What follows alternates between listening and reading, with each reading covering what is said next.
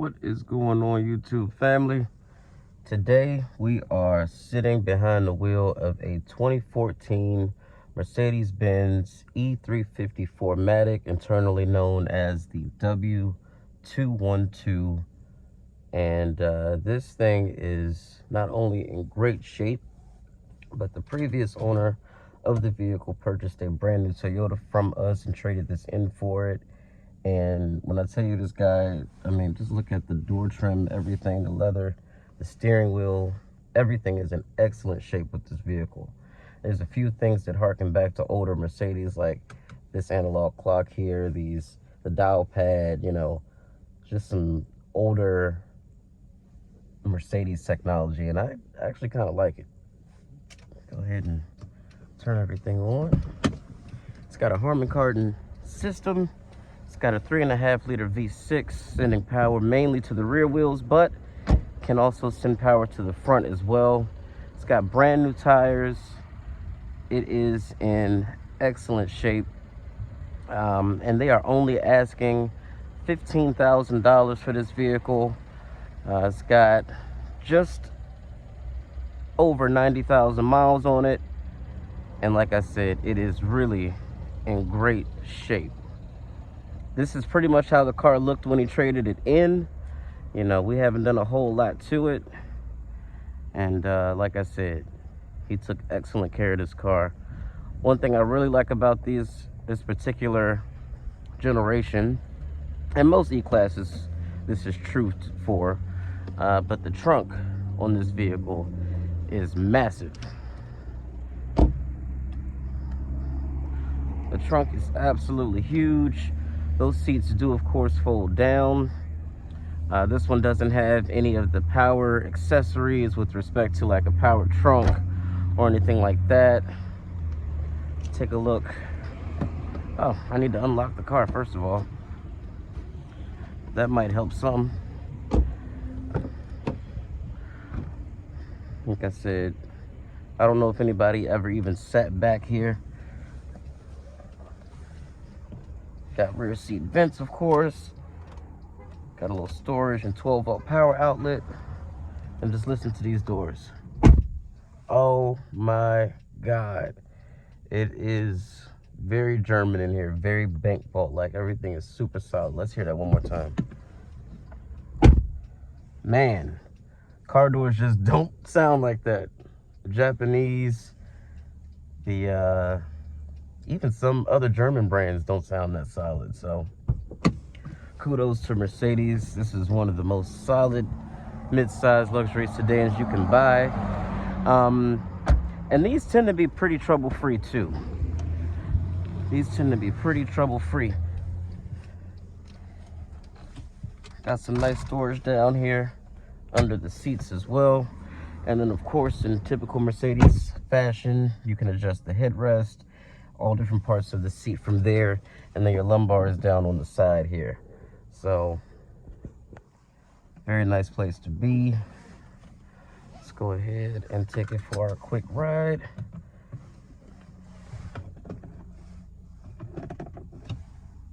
Alrighty.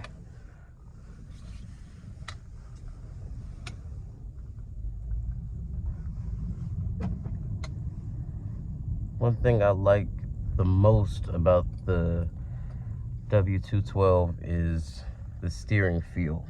Not only the wood and the leather and it's really nice stitching, but the steering itself is just so incredibly smooth.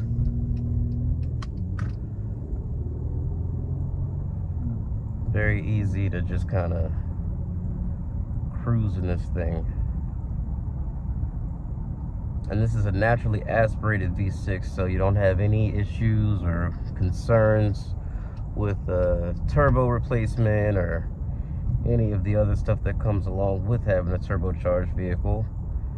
It's got a 7-speed automatic transmission that is very smooth, and as you see there, it's got the gear indicator to show you what gear position you're in, as well as which gear, 1 through 7. So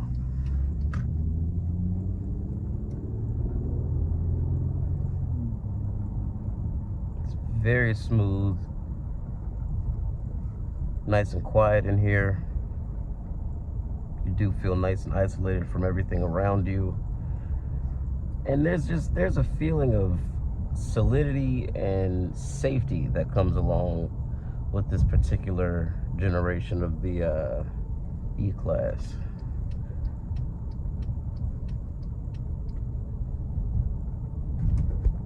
It does have a eco as well as a sport mode down here, and those are your two options. That's it. Doesn't have a whole bunch of other fussy modes or anything like that. It's either you want to be efficient or you want acceleration. So I really just enjoy the simplicity of this Mercedes. It's got a small screen there that does have navigation and a backup camera, but I got full analog gauges here with a small helper screen in the middle. There's just less stuff to go wrong. That's all. Let's go ahead and pop it into sport. Sport mode, it immediately downshifts.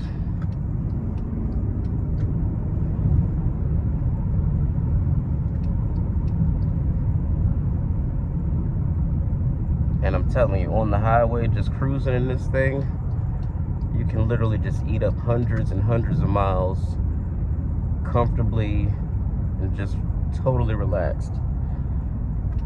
Throw on your favorite music. It does, like I said, have the Harman Kardon sound system. I don't know if you can see it from here, but I love that three-pointed star sitting on the hood. That's one thing that most actually, if not all, new Mercedes, they don't have those anymore. So again, kind of just reaching back to the older days of Mercedes where things were a little bit more simple.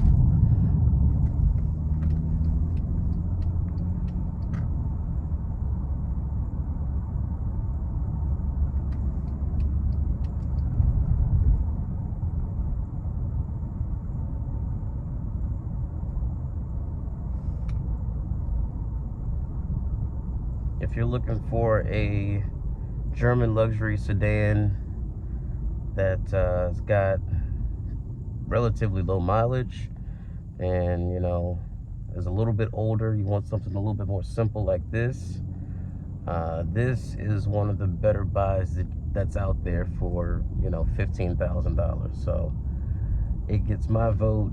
I recommend it.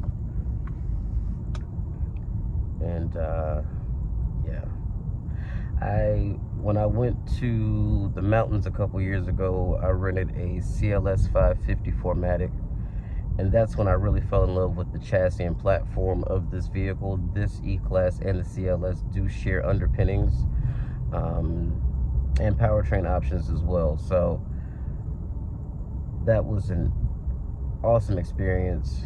It was very nice to have that car. Now that one did have a bunch more stuff than this had. Like it's got that one had the bolsters that would hug you depending on how hard you were turning, and you know, things like that, keep you in place. It also had the Distronic cruise control and massaging seats and all sorts of stuff that this doesn't have. But again, that's just less stuff to go wrong and break.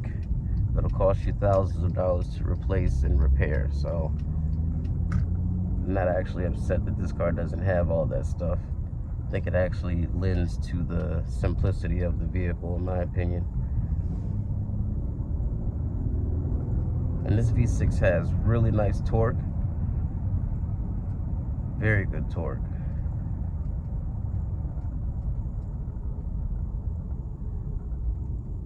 And in typical Mercedes fashion, this is a 10-year-old car. So you are hearing some creaks and rattles, but hey, they're brand new cars that sound worse. We're gonna do a 0 to 60 real quick. I'll brake torque it.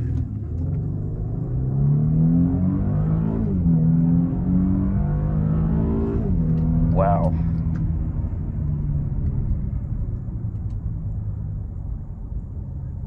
Very quick.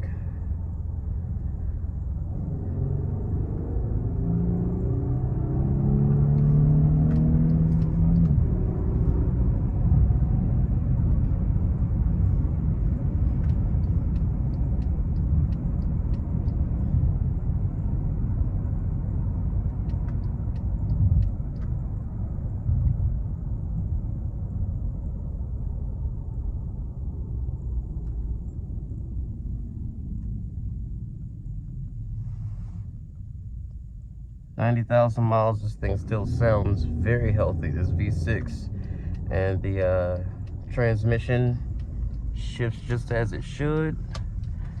Everything is operating just the way that you would expect it to.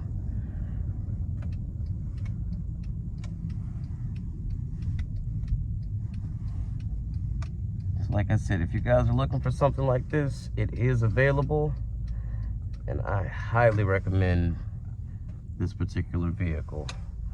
Go ahead and park it real quick.